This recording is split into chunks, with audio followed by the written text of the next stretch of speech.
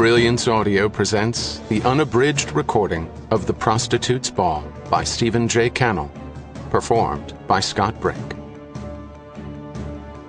This book is for J. Rickley Dunn. Rick and I were roommates and Sigma Chi fraternity brothers at the University of Oregon. More important, had it not been for Rick, I would never have pursued my dream to become a writer. I had left that idea behind when Rick came to LA after college and convinced me that we should write TV scripts as a team. We sold our first projects together and joined the Writers Guild on the same evening in 1968. We learned many of the hard rules of writing behind closed doors, when only our wives knew we were in the biz. Since this novel is about a police case destined to become a screenplay, I know my old writing partner will get a kick out of it. Rick and I have worked together many times since those days in the early 60s. We've been friends since the journey began, still are, ever will be. I love you, bro. In HOC.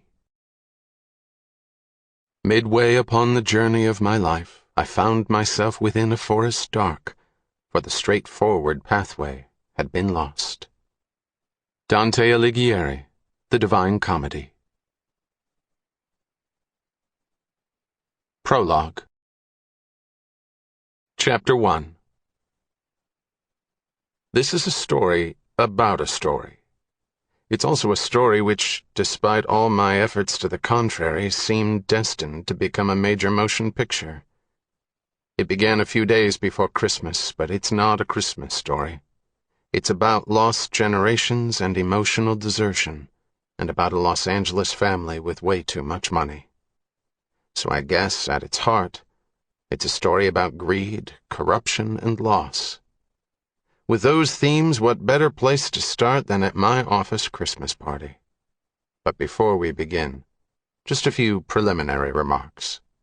I'm a homicide detective, and as such, I'm carefully schooled in the three concepts mentioned above. I work at an elite LAPD detective division known as Homicide Special. Our unit was reconstituted after the O.J. Simpson case, another LA story of greed, corruption, and loss.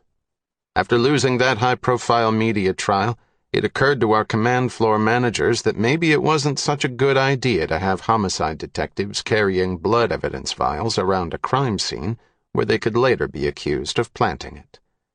As a result, Homicide Special was completely reorganized and staffed with our most seasoned detectives. I'm lucky to be assigned there. It's a great gig. Sample complete. Ready to continue?